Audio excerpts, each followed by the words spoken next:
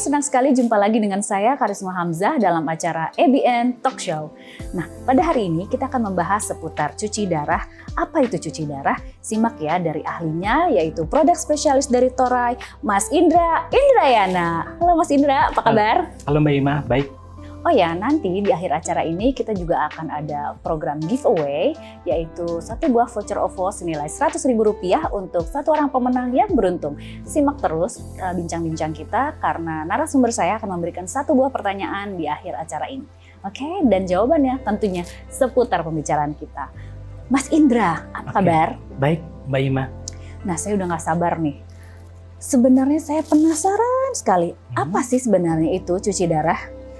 Jadi cuci darah itu, Mbak Ima, adalah sebuah proses mengeluarkan sisa-sisa metabolisme dari tubuh dalam bentuk elektrolit ataupun dalam bentuk cairan. Begitu Mbak Ima. Dikeluarkan dari dalam tubuh karena tubuh sudah tidak mampu lagi mengeluarkan? Iya, betul. Jadi tubuh tidak mampu mengeluarkan dan memang zat tersebut memang harus dikeluarkan. Gitu. Nah, ini sebenarnya kenapa ya butuh cuci darah? Jadi kenapa pasien atau tubuh membutuhkan cuci darah?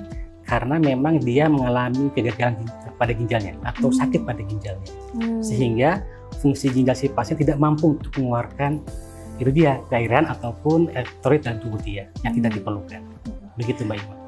Bagaimana ciri-ciri orang yang membutuhkan cuci darah, Mas Indra?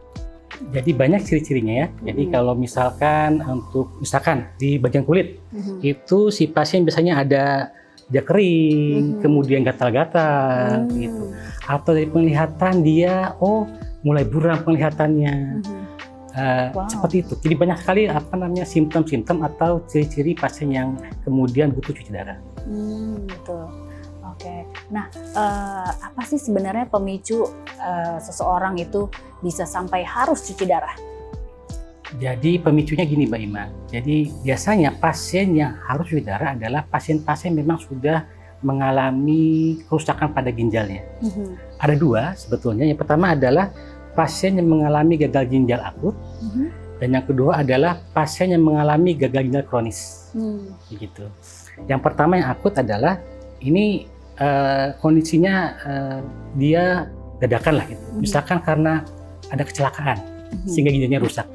Atau dia mengalami infeksi dari serangan virus ataupun bakteri. Dan yang akut ini dia durasinya pendek, mungkin beberapa jam atau 1-2 hari, kemudian kembali normal. Nah, kalau yang kedua itu yang kronis. Nah, ini biasanya dia menahun, awal-awal nggak kelihatan tuh gejalanya. Tapi tiba-tiba mungkin di umur 45 atau mungkin 60 mulai dia mengalami gejala-gejala yang mengarah harus cuci darah. Nah, ini biasanya karena faktor hipertensi bisa, atau karena juga diabetes. Dan tentunya dari dua misalkan penyakit ini bermuara kepada pola hidup, pola makan. Begitu Mbak Ima. Oke, baik. Mas Indra, bisa tolong kasih pencerahan berapa hari sekali sih kita harus cuci darah? Oke, baik Mbak Ima. Jadi untuk cuci darah itu tentunya tergantung dari klinisi ya, dokter yang merekomendasikan cuci darah. Jadi dokter akan menghitung dan memperhatikan bagaimana kondisi pasien. Mungkin di awal-awal, karena awal gitu mungkin sebulan sekali gitu ya. Kemudian setelah dilihat situasinya, bagaimana kondisi pasien, kebutuhannya bisa sampai seminggu 2 kali. Ya tergantung dari pasien dan juga penilaian si dokter klinisi. Begitu Mbak Ima. Oh gitu. Nah, kira-kira apa sih efek sampingnya apabila kita telat cuci darah atau lupa cuci darah atau tidak melakukan cuci darah tuh ada efek samping atau bagaimana? Nah, itu dia. Satu hal yang menurut saya kasihan untuk pasien yang harus cuci darah, karena kalau sampai telat ini ada efek-efek yang bikin nggak nyaman. Kayak misalkan, dia merasa sesak nafas.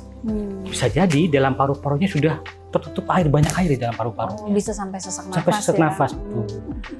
Sampai begitu Mbak Ima kondisinya. Jadi oleh karena itu dokter akan membuat jadwal untuk cuci darah secara rutin sesuai dengan kebutuhan si pasien untuk menghindari efek-efek yang seperti itu. Dan mungkin sebelum waktunya dijadwalkan untuk cuci darah, mungkin sudah merasa perlu, pasti akan ada reminder dari badannya sendiri Iya, ya. betul. Oh ini saya rasanya badannya udah nggak nyaman dan sudah waktunya cuci darah gitu ya, Iya, Mas Indra ya. betul.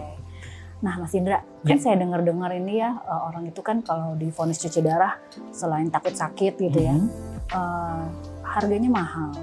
Nah, Oh iya. sebenarnya berapa sih biaya yang dikeluarkan untuk cuci darah? Ya, ini juga menjadi sebuah topik yang menurut saya momok buat pasien ya. Bagaimana sih pengen cuci darah, cuman harga mahal sekali gitu. Tapi tidak perlu khawatir. Kenapa? Karena pemerintah sudah memberikan fasilitas memudahkan pasien untuk cuci darah, yaitu dengan adanya BPJS. Oh, jadi ini cuci darah ditanggung BPJS? Iya, betul. Oh, begitu. Jadi untuk treatment cuci darah tanggung BPJS, sehingga pasien tinggal mendaftarkan dalam pesertaan BPJS. Gitu, Mbak Ima. Ini semuanya di-cover oleh BPJS? Ya, untuk treatment di-cover kecuali obat-obatan tidak. Jadi hanya cuci darahnya pasti di-cover sama pemerintah.